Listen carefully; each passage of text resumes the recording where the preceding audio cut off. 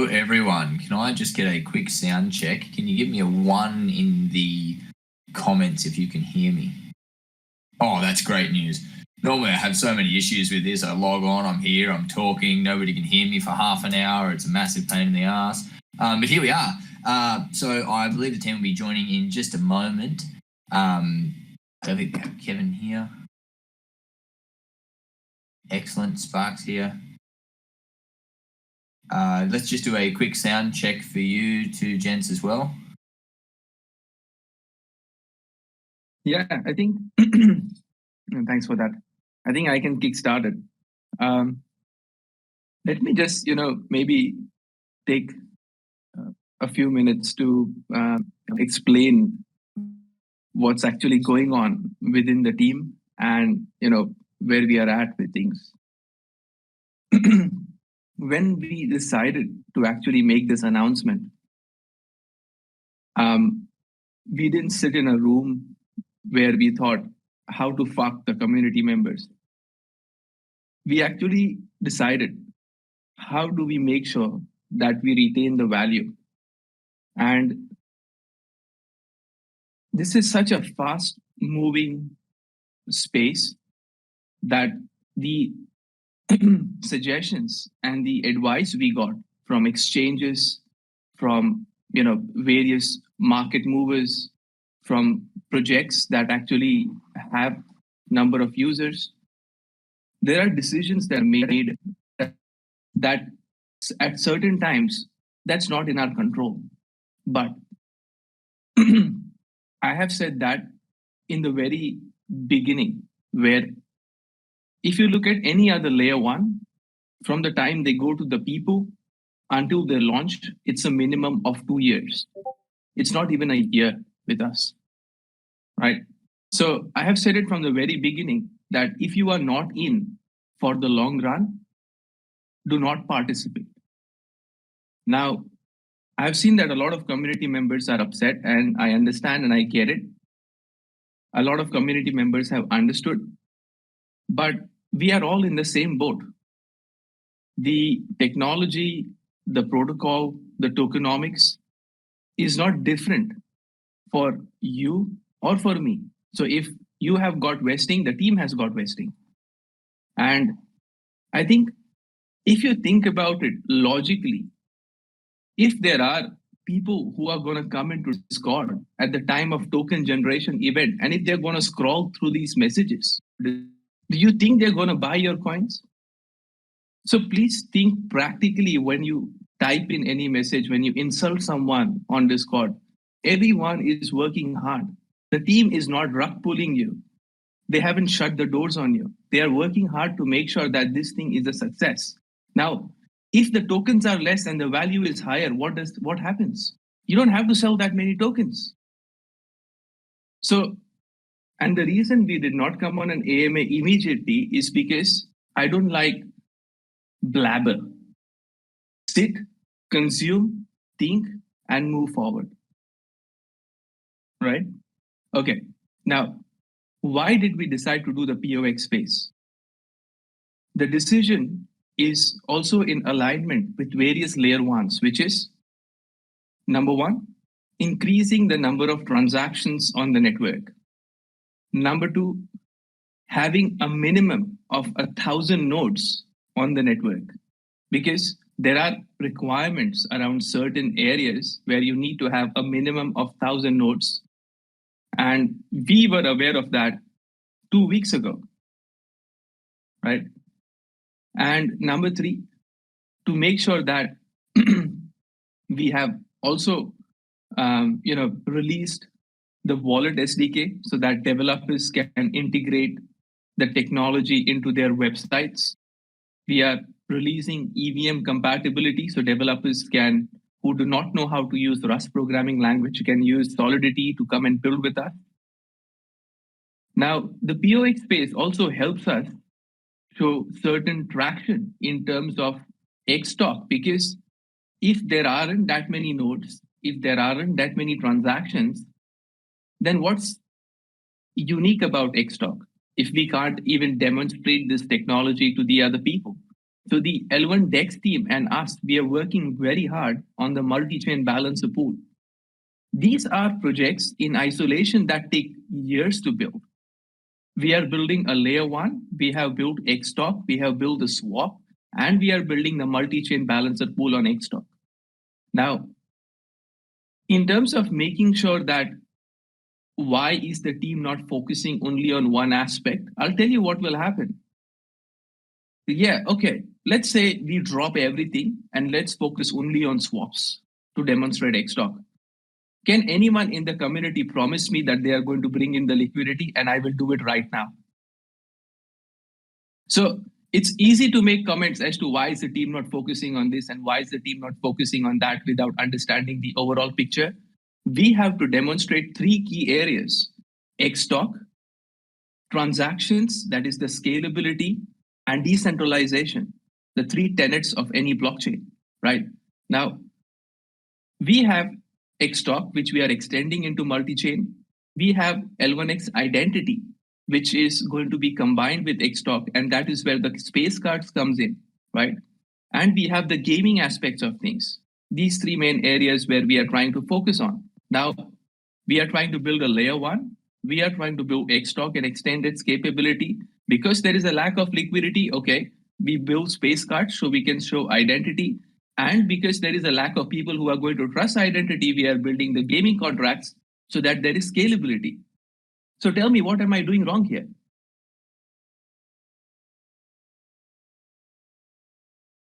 Right? So at this point in time, there are decisions being made to push these things. Okay, with the auditing process, do you know that it takes $500,000 to $1 million to get a code audit? So we want to give it for audit. We have given it for audit to Hashlock.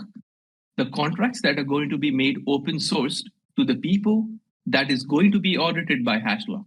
Now, until and unless the projects are up and running, we cannot give the main code to audit because we don't have multiples of $500,000 to $1 million to keep on for that audit process. So the token generation event and the audit is going to go hand in hand, where before the token generation event, the audit will be completed, right? And 1 week before the token generation event, we will open up the node hosting to the people so that you can come in and host your nodes. If we have assumed and we have actually believed that the opinion that we have received requires these things to be implemented, we only had two choices.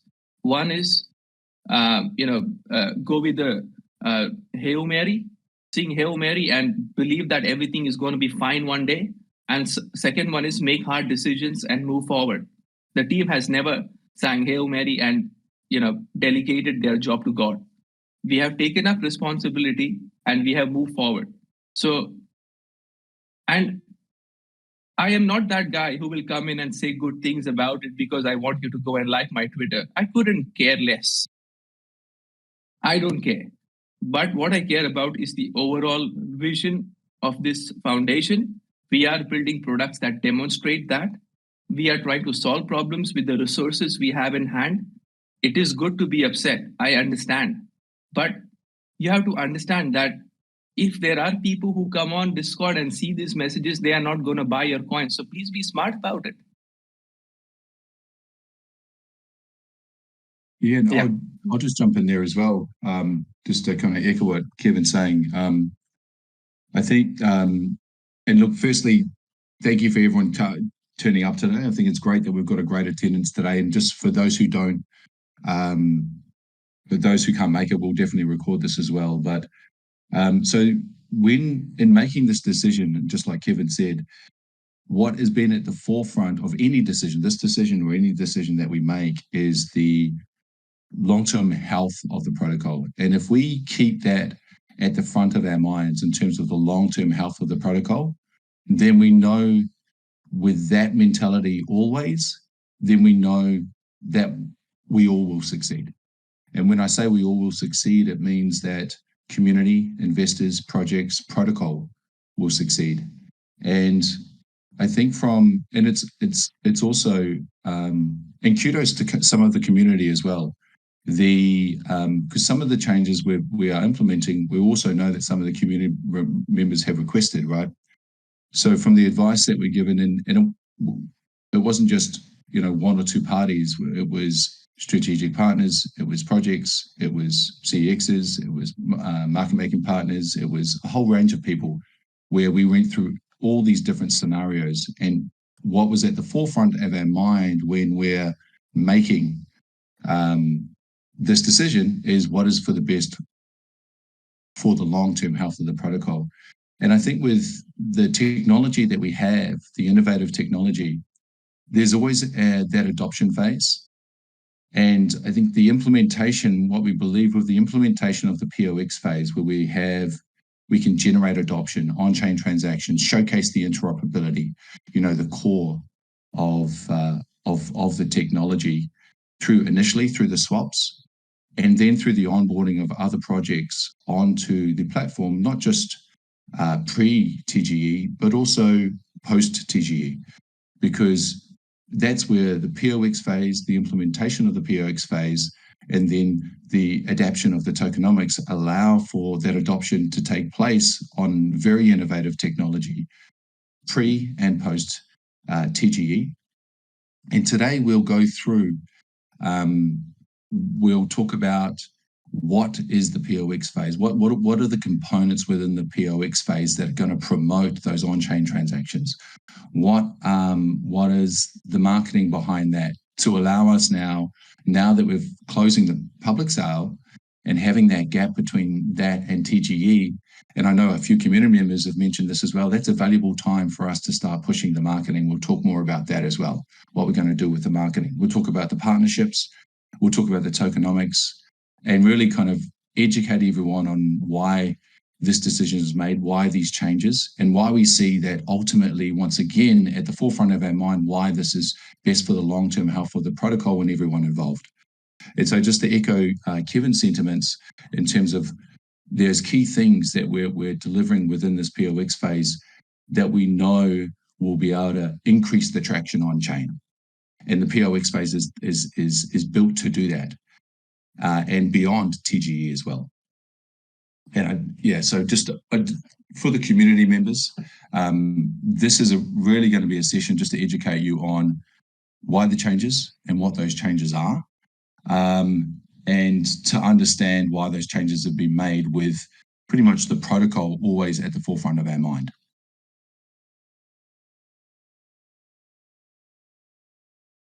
And so what I think we'll do is let's go through we'll go through what that POX phase is, right? And we'll talk about, what are the components there in terms of that? Because Kevin's right, there needs to be health within the ecosystem at a TGE phase. And some of all of these components add to the health, whether it's onboarding of projects, whether it's, showcasing the main use case, which is the swaps, or whether it's, allowing for more awareness so we can push more people through to the interoperability so they can realize how revolutionary this tech is. So I think it's probably best to, let's start off with the POX phase and from the development. I know all of the team's been working. I mean, we always do work extremely hard, but even harder over the last couple of weeks to set up this POX phase to ensure that we've got key components in there where we can grow traction, because that's the feedback we've got. Grow more traction, get more adoption of the technology. So maybe if we could start there. I know some of the thanks, Kevin. Cheers. Yeah. So as I mentioned, there are three main areas of the POX phase that we are focusing on. So the first one is increasing the number of transactions. Now, to increase the number of transactions, we have two ways to do that. One is increase the number of projects or increase the depth of that specific project. And to keep things limited with the amount of resources we have, we are going to focus on the DEX, which is the multi-chain balancer pool. And that will in turn bring in liquidity on the protocol. So we will have that product sometime in the next few weeks. The second one is the gaming side of things. Now, on the gaming side of things, as you all are aware, that we already have gaming contracts that has reduced the development time of games from around 3 to 4 months to less than 3 weeks. So now that we can actually go and build these games out, we are working with Diga Arcade to have these games ready so that there will be more transactions coming from there as well. And the third one is the space cards, which is going to increase the number of transactions through identity management. Now, this week, we are going to release the L1XAPP version 2 to certain username holders.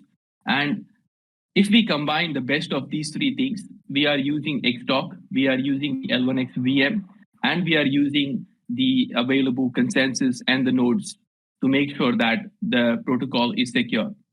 With the swaps that we currently have, we are fixing the bugs as the community members have pointed them out, and we are fixing that, and that requires a bit of time. So, however good we may be with the development side, certain testing has to be done in the real world. Only then we can solve those bugs.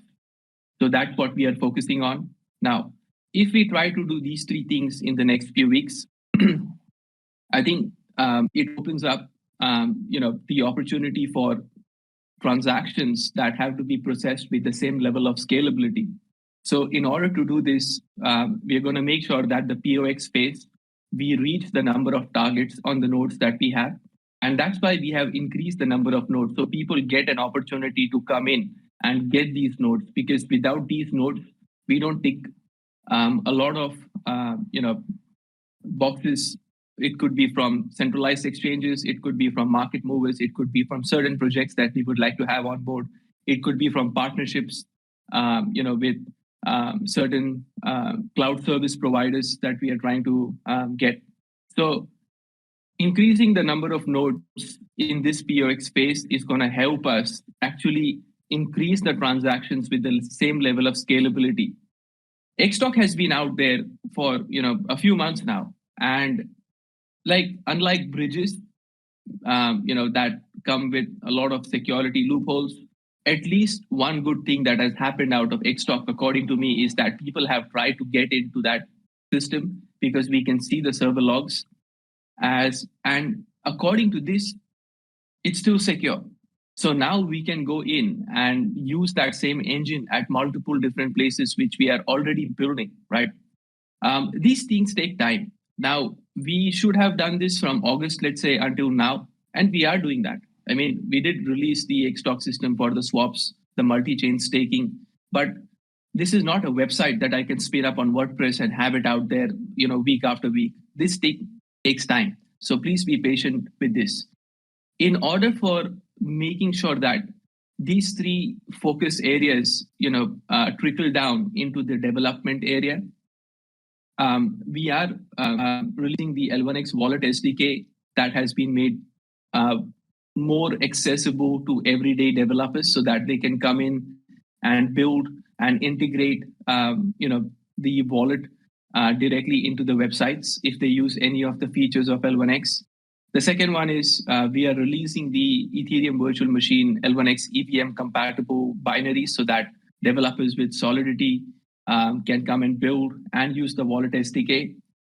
We are also open sourcing certain Xtalk contracts so that, if the developers are there and they want to go and build a cross-chain swap, they want to build cross-chain NFT, they can leverage these already existing contracts, copy paste them, change a few things around, and then you can go and deploy.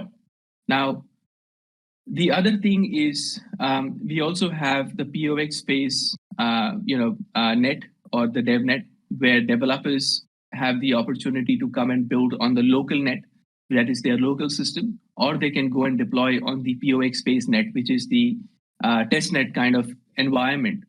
And this one will be rolled into the main net when the TGE happens. So I think making sure that the POX space, we can increase the number of nodes, keeping it available for people to actually even get them, making sure that the transactions increase, making sure that it's easier for developers to build, these things were in motion from August onwards. But as I said, certain layer ones take at least 2 years to even come out of this phase. But we are pretty confident that the developers coming in should be able to copy paste these contracts and have it on their own while we go and build the L1 DEX or release the L1 DEX, the gaming side of things, and the identity management through space cards.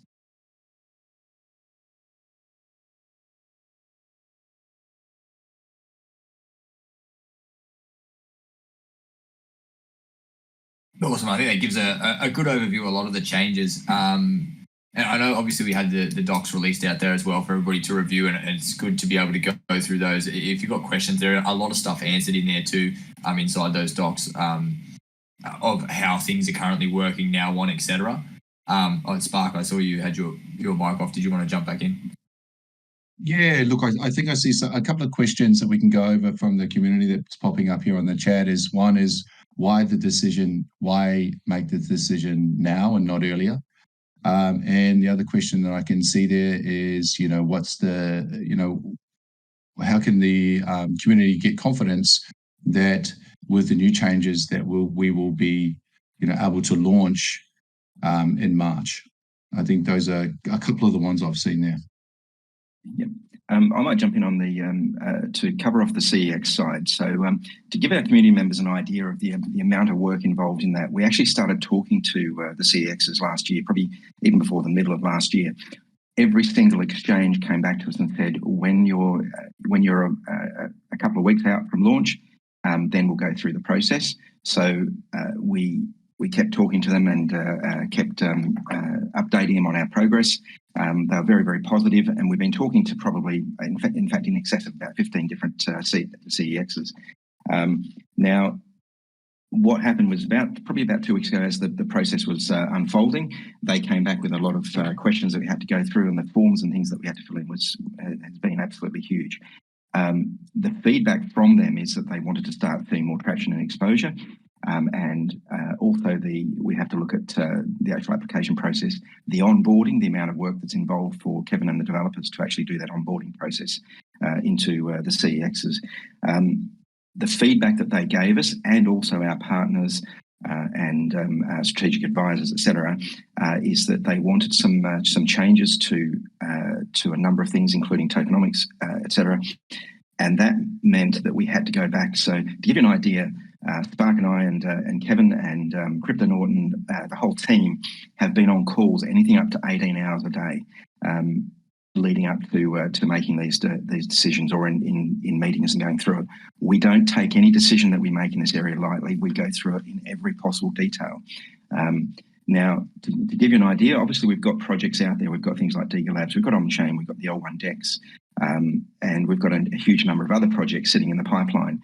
The only way we can achieve those is to actually provide a self-onboarding process.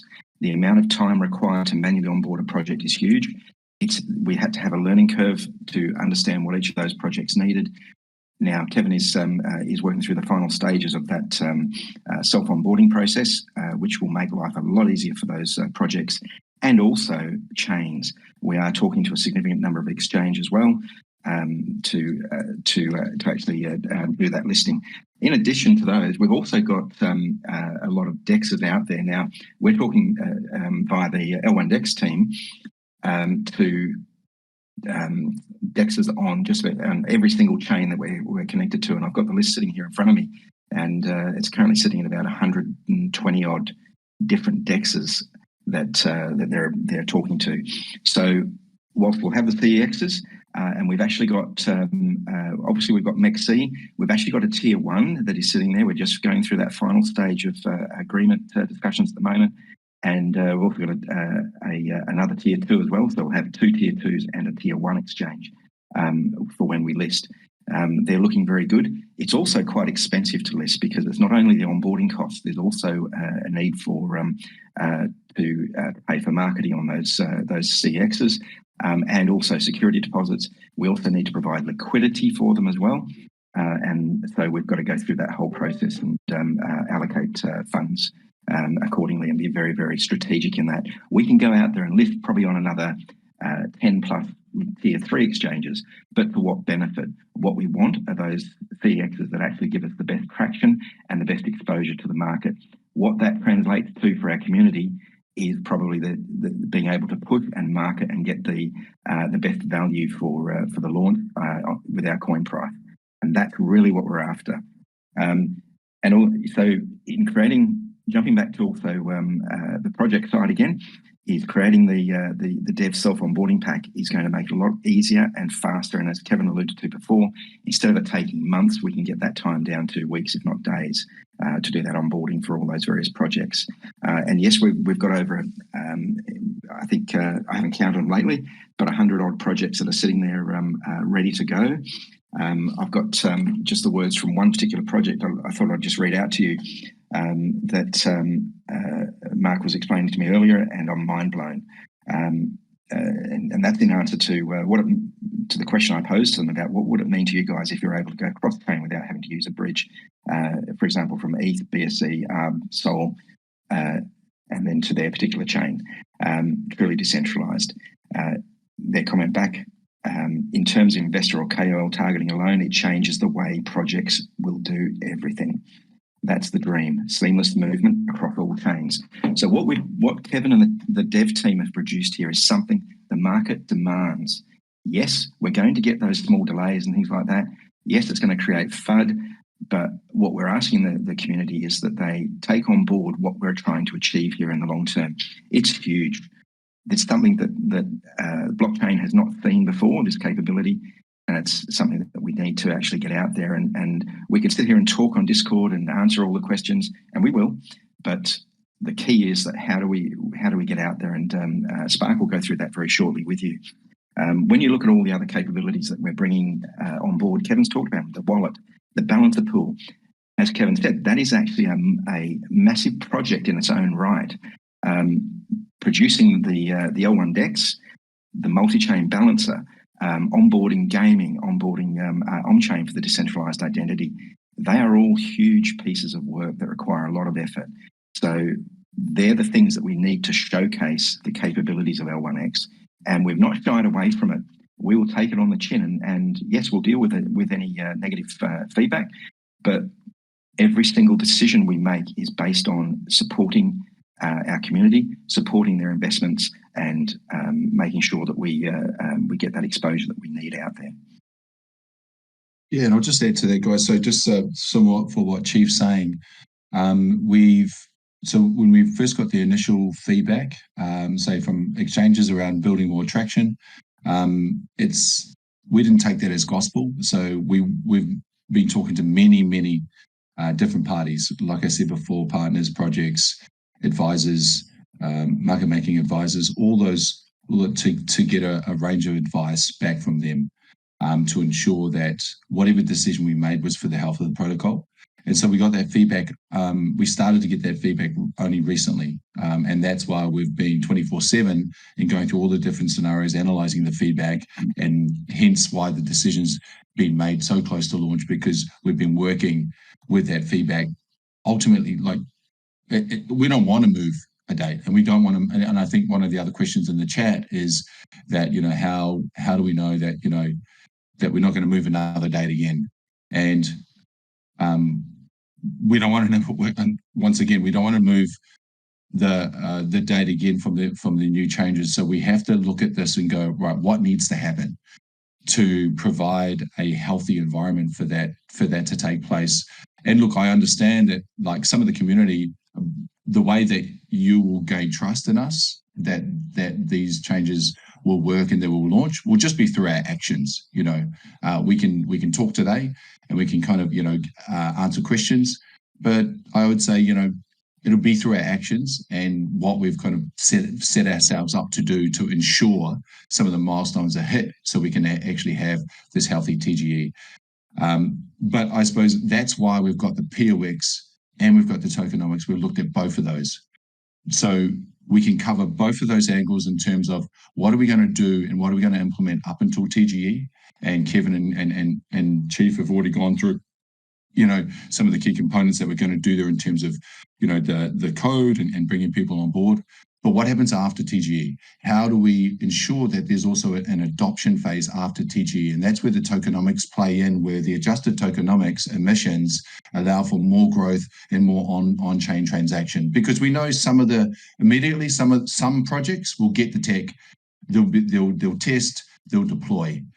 But because it's quite unique, some of the projects, there will be a learning curve in terms of when they go, they test code, they want to understand more about it. So, we don't want to just rely on what is achieved prior to the TGE. We want to ensure that there's also room for adoption after the TGE.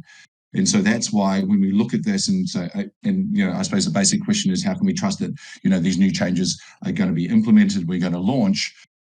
The simple answer to that is that's why we've got POX phase. That's why we're implementing those things. And that's why we've adjusted the tokenomics to after the TGE to allow space for the adoption to grow as well. More on-chain transactions, more, it's a utility coin, more utility, and also, more intense utility where, let's say, there's one particular utility that gets intense usage. So we're trying to build out those on-chain transactions pre and post TGE, hence why we're focused on POX and we're focused on tokenomics to ensure that we can go, right, we're covering all the bases we can see so we can actually roll out this plan and then we can launch in March. And so, and once again, that's the answer, but I think part of the trust will be built with the community as we start to implement these certain things. When we get testnet out there, when we start to, we're running, and I'll go through some of the things now we're doing around marketing as well. But when the community see these things coming out, when we get another centralized exchange, when we do all these things, then I suppose those will be the milestones, the actions, the results that will then also give the community the faith that, okay, yep, it wasn't just words, these guys are delivering. Because, and just so you know, I think the expectations of ourselves personally are just as high or maybe even higher than the community has for us, because we have a full belief in this project and we're here for the long term. So, but let me go through some of the, look, I hope that's answered some of the key questions. Why would you, Chief, you go, jump in. Yeah, sorry, I just wanted to interrupt and just to add another one in there for just to answer one of the other questions there around testnet. So we've always had L1X testnet available. What Kevin and the dev team have done is actually expanded on that, and for any of the community that has been involved in any major IT type or technology projects, there is actually a number of essential components in there. So what Kevin and the devs have done is actually provided what we call local net, which means that those devs and projects that want to build actually have a local machine version. We've also got DevNet, which is basically moving on to chain. We've also got testnet available, and we're enhancing those features, and then obviously mainnet. The whole purpose behind there is that we needed to go through the onboarding of a number of projects first, including L1Dex and Deagle Labs and all those, and to actually understand what that process involved, how much work, who needed to do what when, and that has enabled Kevin and the team to actually start producing that self-onboarding pack. So that's where we're at with those as well. And the test nets are absolutely crucial. All those various development test environments are crucial for those projects. And being able to do that in a self-onboarding fashion will actually make life a lot easier and enable us to actually handle the volume of projects that want to come on board. Like I said, I read out before some of the words coming back from one of the projects on a very interesting chain that we've got coming up. And it's a matter of us just putting them into the pipeline about when we're going to connect that particular chain and those projects. And then we start seeing all the others coming on board with the DEXs, et cetera. And I'll pass back to Spark now. Sorry, I just needed to throw that in there. No, thanks, Chief. Thanks. So I suppose, just to kind of summarize on those two major questions, why the decision now? We've received the feedback. We recently, we then went to multiple different parties to analyze their feedback. We've collated the feedback and we've made a decision as a team, albeit close to launch, that what's best for the health of the protocol are these changes. And so that's why the decision wasn't made earlier, because we've just received that feedback there. We sought that feedback and then we've made that decision. The other question around the precedent set and launching and how can the community trust that we're actually going to launch in March?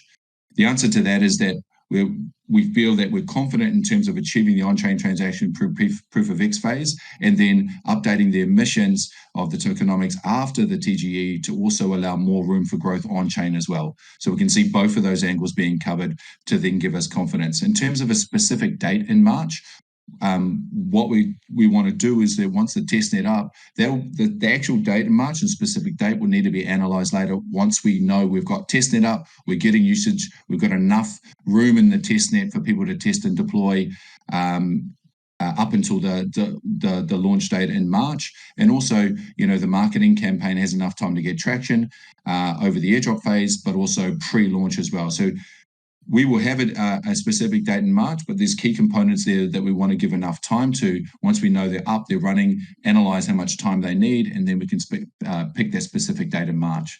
In terms of from the marketing side of it, there's a few different things that we're going to be doing from the marketing perspective. So from the marketing perspective, firstly, the airdrop campaign. So we've been running the current airdrop campaign. Everyone who has participated in the airdrop campaign from December and January will still be allocated points in the airdrop. So please don't feel like, we appreciate your early contributions on there, and we'll be collating those points up, and we'll be releasing those points probably sometime in February in terms of what's been earned over that time. And then you'll also be able to earn more points through the airdrop campaign that we'll be releasing in February. The new airdrop campaign that we'll be focusing on, and just so you know, for the winner of the 500,000 tokens, that'll be announced, I believe, Friday.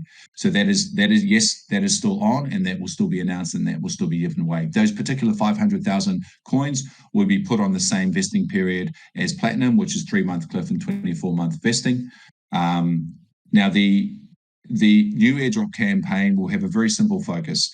Predominantly, the main focus that we want is for people to come in and try the swaps.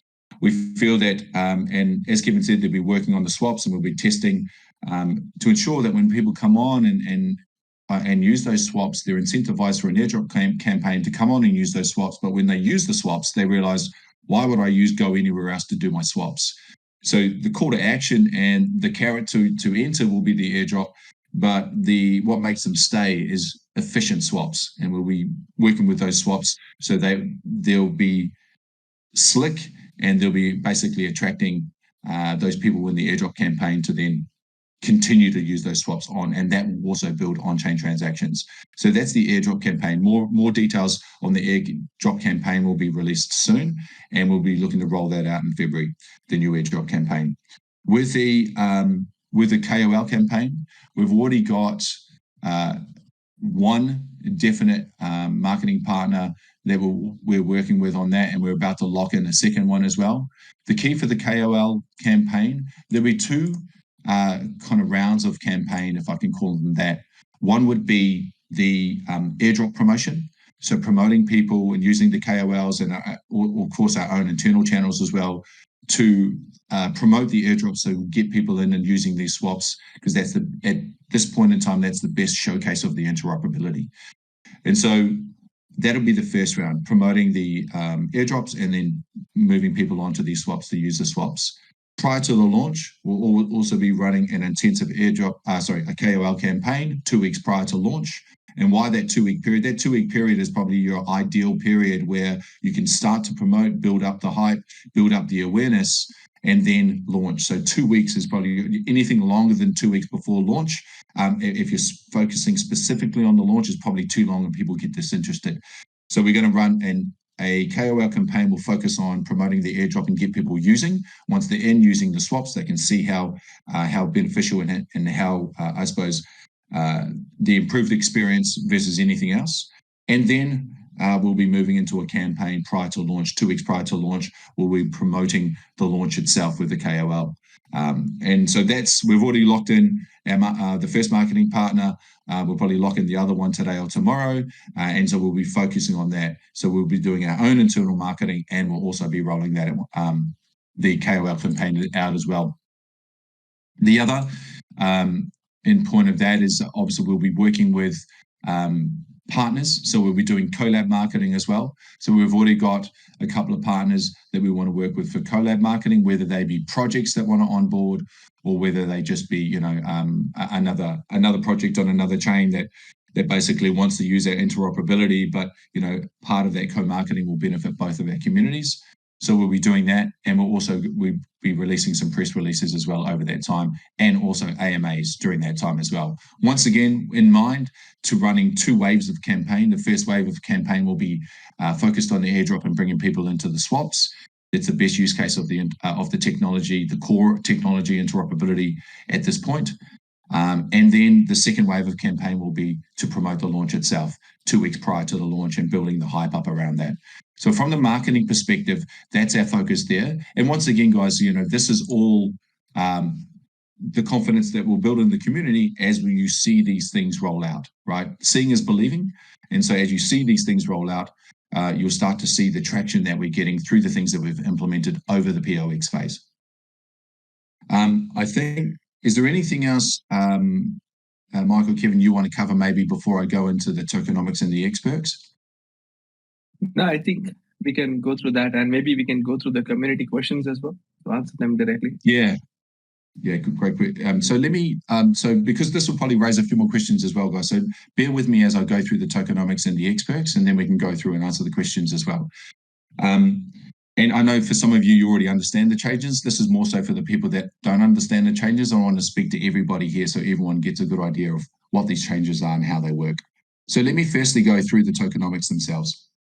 So the tokenomics, and just going back to what I said before, this is 2 major focuses in ensuring that we get adoption, we get on-chain transaction. One is the POX phase components that we've talked about. The other one is the tokenomics. How do the tokenomics play in to getting more adoption? Once the TGE starts, and with the new updated emission schedule for the tokenomics, it gives more room for on-chain usage to grow prior to any serious emissions, because as you emit a token, you want utility there, you want usage there. So what we want to do is we want to build the utility with the emissions with the emissions release, and we feel that these tokenomics allow us to do that post TGE. And so it's the tokenomics changes that I'll go through now, and bear with me for some of you that already understand the tokenomics changes, but let me go through them. So firstly, the tokenomics changes I'll go through are the vesting schedules. And I'll probably explain for some of the kind of newcomers here exactly what some of this terminology means. And so when we look at, so if I talk about what is vesting, what is a cliff? A cliff is a period of time where the tokens are not released.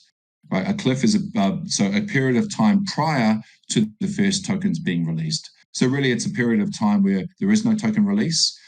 And then from a vesting period is the period of time when the tokens will be released. And over what period of time will be determined by the particular pool. So for example, when I look at a cliff, I look at the team pool first. That is now a 6-month cliff where it was no cliff prior. So that is a 6-month cliff. And that is 24 months investing, of vesting from, that's after the cliff. So 6 months of no token release and 24 months of vesting after that. The vesting in particular is graded vesting, where the emissions start at a slower scale and that scale builds up. So a higher percentage of the emissions get released further into the vesting period. And so that graded vesting is on that 24 months and is on every vesting within the allocation to all of the pools. And so the second one is the private and seed. So private and seed pool, now the private and seed pool, which seed round bought at, I think it was 8.5 cents or 8.6 cents, private round bought in at 10 cents. Private and seed will now go through the XPEX program. The XPEX program is being updated. The benefits to the XPEX program in terms of bonus percentage, the benefits in terms of Launchpad, the benefits in terms of giveaways, the benefits in terms of Alpha Room, all those benefits remain. It's just what happens now is that we've introduced a cliff period of 3 months and then a vesting period of either 24, 18, or 15 months. In terms of the XPEX, we will reset the XPEX so people now giving the new changes can go in and make another decision. So for those people who have gone into XPEX, and there's a lot of people that have gone into XPEX, 87% of all people have gone into Platinum and Gold. What we will do is we will reset your ability to make your decision, and then we'll release the process in February, and there'll be plenty of time. You'll be given plenty of time to be able to go in and make this decision. But the decision is mandatory. You must go in and you must choose one of the XPerks tiers. Silver XPerks, Gold XPerks, and Platinum XPerks all have a 3-month cliff, which is once again a period where there is no token release. After that, Platinum has a 24-month vesting period. XPerks Gold has a 18-month vesting period, and XPerks Silver has a 15-month vesting period. It is up to the private and seed investors on which pool they feel that is going to best suit their needs. And now, even if you have already opted in, you'll get the choice to make that decision again, given the new changes. For the public sale round, they will also have the option. It's their choice if they want to go into XPerks. But for the public sale round, that has no cliff. So tokens will be released from day one, but they will be released over a 4-month vesting period. So the 4-month vesting period will happen on day one and will be released daily amounts over that 4-month period. And then the bonuses from XPerks. So when the private and seed go into XPerks, there's obviously bonus coins associated. So those bonuses also remain. 20% bonus for Platinum, 15% bonus for Gold, and 12% bonus for Silver. What that means for the bonuses as well, they have a similar cliff to the XPerks, which is a 3-month, but their bonus vesting is 4 months. So let's say I take a look at, let's say, just speaking directly to the private and seed guys, if I'm going into Platinum and I'm getting 20% extra bonus coins that have a 3-month cliff investing, it means my average buy-in price has now reduced by roughly 20%. Basically, if you bought in at 10 cents, your average buy-in price now, if you go into Platinum, over that period is about 8.5 cents. Seed, once again, is reduced. In fact, any pool that private and seed go into, whether it's Silver, Gold, or Platinum, the average buy-in price, because of the bonus tokens they're allocated, will be reduced. And so with the bonus tokens, whether that's 20%, 15%, or 12%, those will be vested over 4 months. So from month 4, you will be getting your XPerks vesting, which is either 24, 18, or 15. So you'll be getting that in month 4, so that will start. Plus your bonus tokens vesting will start in month 4 as well. And the bonus tokens will be vested only over a 4-month period. Now, what this allows for is that, and I think when I go through each of these pools, you see that there is no pool that is unaffected from this. There is no pool. And what we've tried to do within these pools is, one, as always, keep the health of the protocol front of mind, and trying to, where everyone is being changed, trying to organize that where, okay, yes, there is a cliff on private and seed, but let's reset their options so you can go back in and choose Silver, Gold, or Platinum. Whatever you choose, there is bonus coins available to you that will be started to vest in month 4 with the other tokens as well. So there's the benefit there to the private and seed of the bonus coins, but yes, you are cliffing and you are choosing a vesting period. The public sale pool, yes, you are vesting. Rather than getting all your coins at TGE, yes, you are vesting over the first 4 months. For the first 90 days of that vesting period, where the majority of your coins will vest daily, it will be you that will be holding the coins. From all of the pools, you will be the ones that will be holding the coins in the first 90 days. And so then if someone wants to buy those coins, they've got to buy them off you, right? Now, what these emissions allow is, now it allows for, because of these reduced emissions over the early stages, it allows for more utility, more use case, more on-chain transactions to build up over these early stages. So we cover off what we're doing in the pre-TGE through a testnet, through marketing, through partnerships, through all these things that we're doing. And also we allow room for on-chain growth after the TGE through these new tokenomics distributions. And so in terms of the tokenomics, that's the overview, right, of the tokenomics in terms of the changes we have made, each of the changes to the different pools, and why now the new emissions are the way they are, is to allow us more time at the beginning to be able to build up adoption of this technology in those early stages. Everyone is affected, from the team to the private and seed to the public.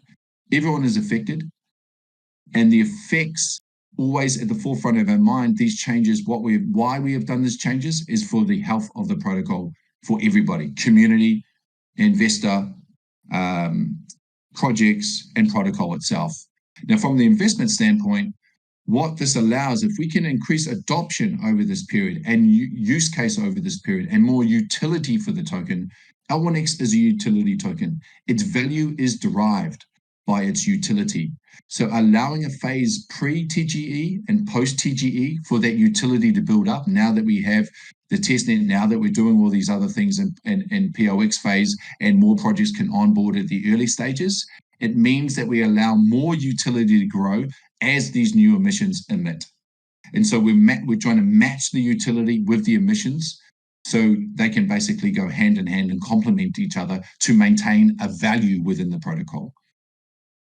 I know I talked a lot and I know I've said a lot there, and you probably have to go back through the recording. I apologize. But if there's any questions around the tokenomics, I'm more than happy to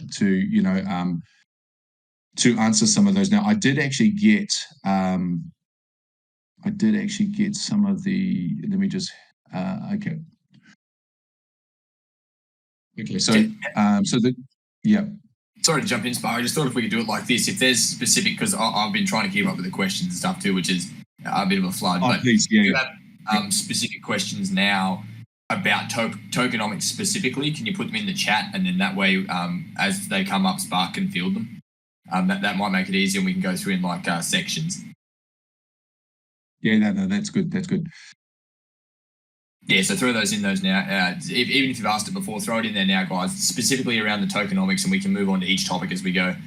Throw those in the chat.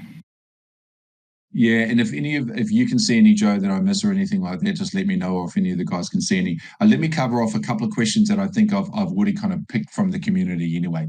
One of them is how much time do investors have to make a decision about the vesting and proceed?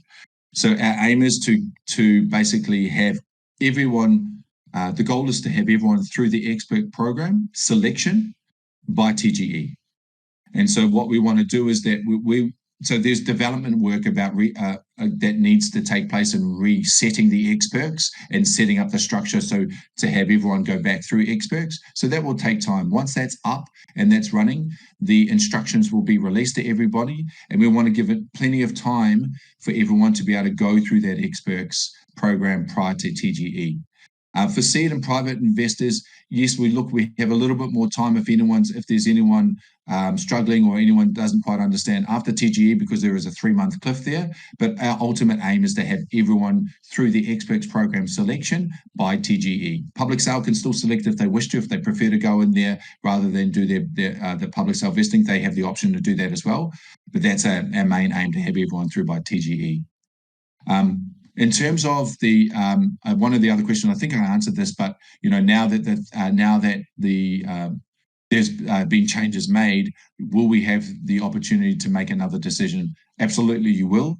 We will reset your ability to make a choice. Now that you understand the new landscape, you can go back in and make another decision, whether that's a different decision or the same decision. That is completely up to you guys on what you choose to do. Do seed and private investors have to go through the experts program? Yes, they do. Public sale guys have a choice, but seed and private, yes, you go through the expert program. You get your bonuses, whatever expert level you choose, in terms of bonus coins, but also the perks. With the experts program, we have no intention of opening that. We haven't even considered opening up the experts program after TGE yet. It may happen at some date, but it's not even on our roadmap. So at some stage, we may look to open experts down the road for after TGE. But at this point in time, experts will only be available to anyone before TGE. So this is an exclusive period. And we're more than happy to give an exclusive period for those people in experts that need to go in prior to TGE, that you have your own. You have your own exclusive period. Sorry, let me go a question. I have one question about tokenomics. What is the vesting schedule of others in the tokenomics, which is 60% of supply, and how's it exactly going to be used? Great question. And so in terms of the, so from the treasury pools, in terms of, I think that's the others. So it's split amongst growth pool, it's split amongst validator pool, developer pool, marketing pool, advisor pool, and with the advisor and the marketing pool with Cliffs. So how will those be used during the period in terms of post-TGE, or what are the plans for the usage of those? Really, the only key emissions that I can see coming from those pools will be the validator pool, where the validator pool coins will be used to help support the rewards for validators and those staking on the nodes as the transactions build. So the validator there is to add extra support for rewards as they're emitted for node hosters and for single stakers on the nodes, while the traction builds up on chain, and then ultimately the transaction fee generation themselves will just take over from that, where there is no requirement for the validator pool to support, to add extra support to the emissions. So that's where I can see the majority of where that whole treasury for in the early stages. The validator pool will probably be the main pool that will be used to not only reward stakers and node hosters, but to incentivize people to host a node and to stake to secure, the consensus mechanism post TGE.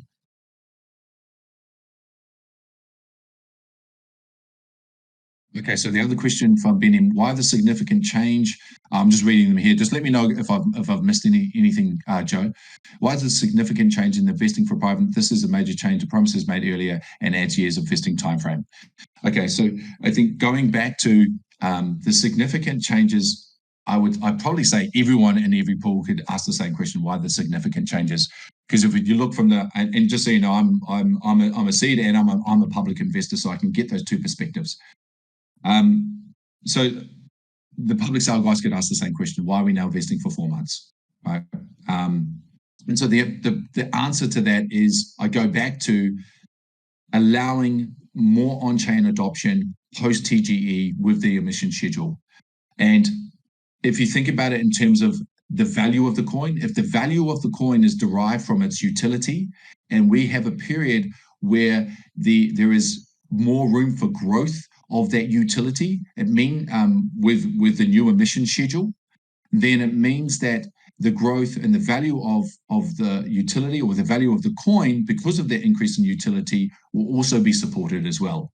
So for example, if we were to go and with the initial launch, and we didn't have the utility that we would have by introducing a POX phase, and we have the old tokenomics, it means we have greater emissions and less utility. What that means is that the value per coin is less than what these new changes actually provide. And that's the reason why and I go back to this again, I know I'm repeating myself, but always at the front of our decision is what is best for the long-term value of the protocol. Because if we always come from that angle, then we know it's best for community, we know it's best for projects, and ultimately we know it's best for investors. Me being a seed and public investor, I look at it from that perspective as well, that I know that these changes, because I have a long-term view, and I think majority of the community do. 87% of the community went into platinum and gold, and I think that speaks volumes in terms of the mindset of the community. But also from the private and seed investor holders, the public sale guys are taking a 4-month vest. Private and seed, yes, you go into XPEX, but we're going to reset that. So if you went into platinum, you can now, and you don't want to go into platinum, you want to go into gold, you have that choice. If you went into silver and now you want to go into platinum, you have that choice. If you went into gold and you now want to go into silver, you now have the choice. Why the cliff? And why the vesting period? The vesting periods are the same in terms of the amount of months that they vest. The graded vesting allows for more on-chain growth because it's now graded. The cliff allows for more on-chain growth. With the private and seed, you also get bonus coins. And as I said before, if you're looking at the average value, if you say going into a platinum level, then your average value of the coins that you've purchased dropped to about 8.5.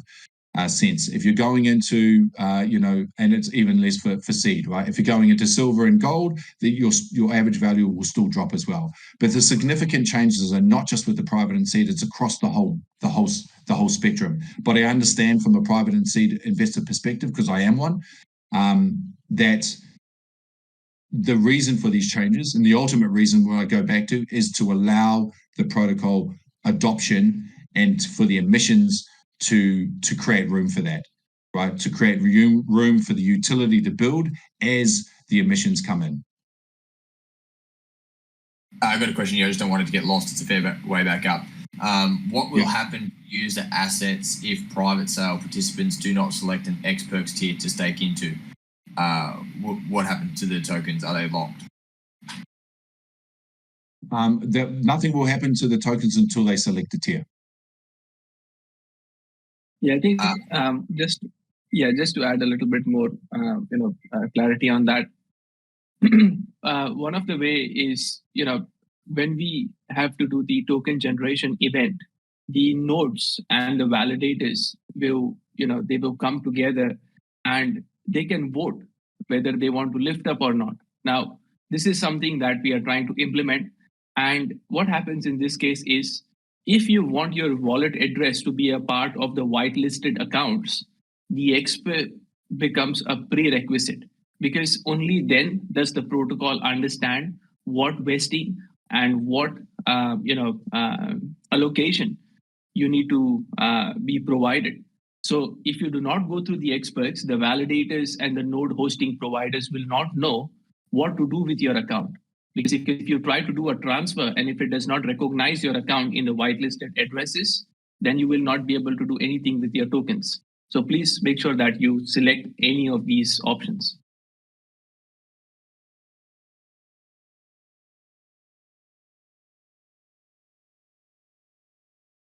And what we'll do is, obviously, once the experts are reset, we'll issue instructions. We'll have a video, a demonstration video as well, so it's very clear exactly what you guys need to do when you're selecting your experts tier. Another question I've got here, just to jump in. So let me just read this right, so I've got it framed right. The L1 DEX will require ownership of L1X tokens to support investors, adding liquidity to the LPs. If everybody in the private, public, etc., is vested or locked for a period of time on launch, we're expecting that there will be liquidity in the L1 DEX of L1X. Who's providing that? How does it get there? What does that look like? I think let's stick to the L1X Foundation. That will be in another AMA. We don't want to confuse things further. Yeah, and with the DEX, so just so you know, we're working closely with the DEX guys as well. So for the POX phase, and so all of those answers, the process and what's happening there will come through the announcement from the DEX guys. We don't want to announce anything on their behalf, but that will come with us supporting the DEX guys and them supporting us with the POX phase.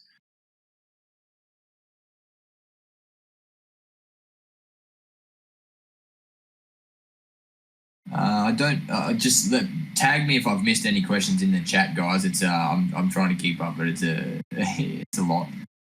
I see there's others. There's plenty of questions there. Is there any specifically around tokenomics that I've missed?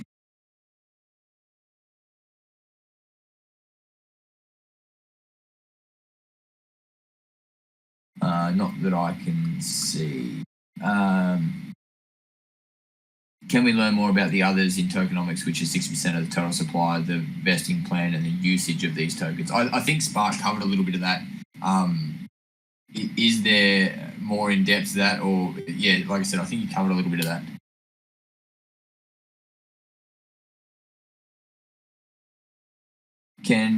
Could you list all the tokens that would be liquid at launch?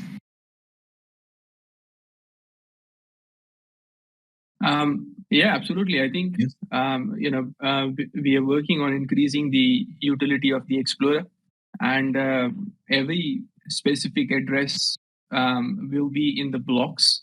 So if there are any token holders, including the team, we will, it's all going to be visible in the block as well. And once you use the Explorer or even the node validators or the people who are going to host their own nodes, we are having our own API system for indexing these nodes. So nothing is going to be hidden. Everything is going to be transparent. Yeah, and just to add to what Kevin said there, so basically you have the public sale pool.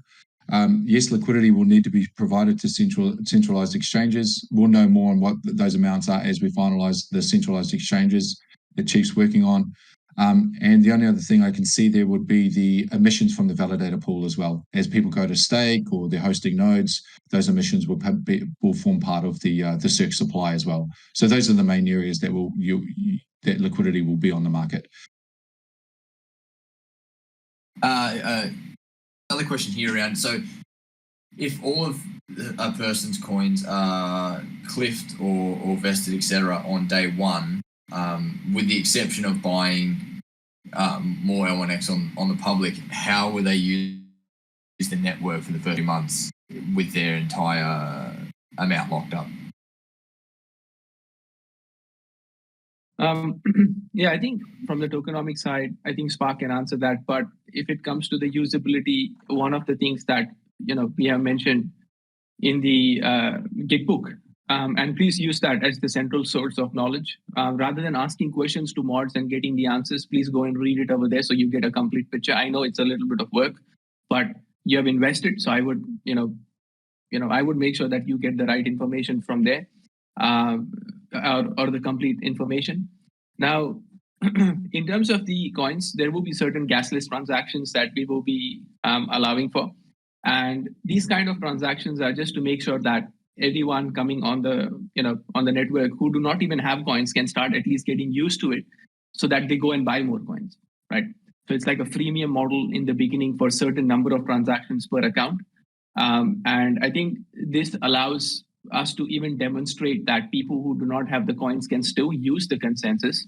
But at the same time, the more people coming in and using the freemium model, the whole ecosystem is built in a way that they stick into it, right? And that's what has taken time. So I think let's leverage two things. One is the freemium model and one is the ecosystem to make sure that people keep doing transactions.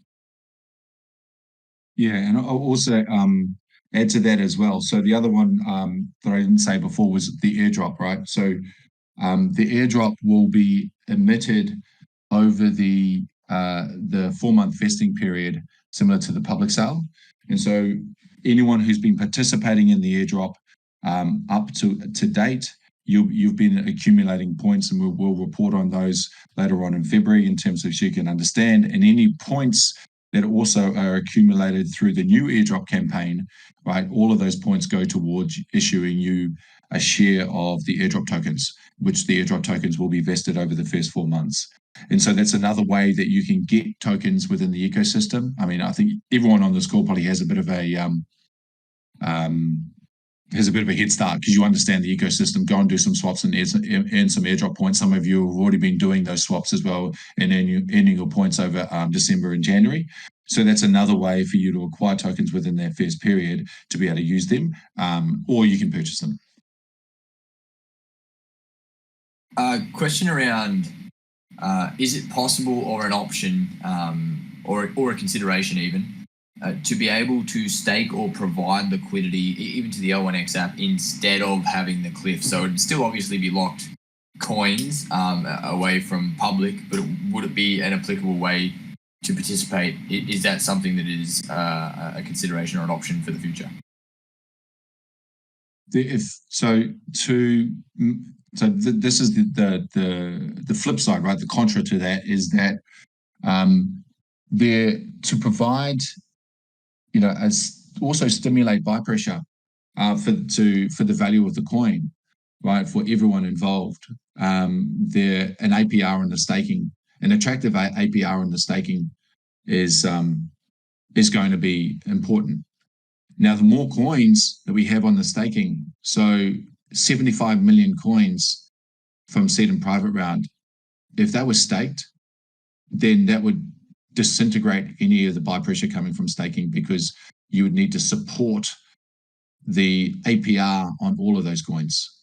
So we did look at it, but once again, the decision has been made that it will impact the adoption phase in the early stages. If we did stake that and we had to provide, you know, a lucrative APR for additional buy pressure, then the emissions would be massive coming out of that pool if we allowed staking. So no, the staking won't be there because to support the value of the system, you know, through the staking and to have people utilize and want to go into that, then, you know, we also have to control the emissions we're giving out on the staking as well to make sure that they don't hinder the adoption phase by putting too much emissions out on the market in the early stages.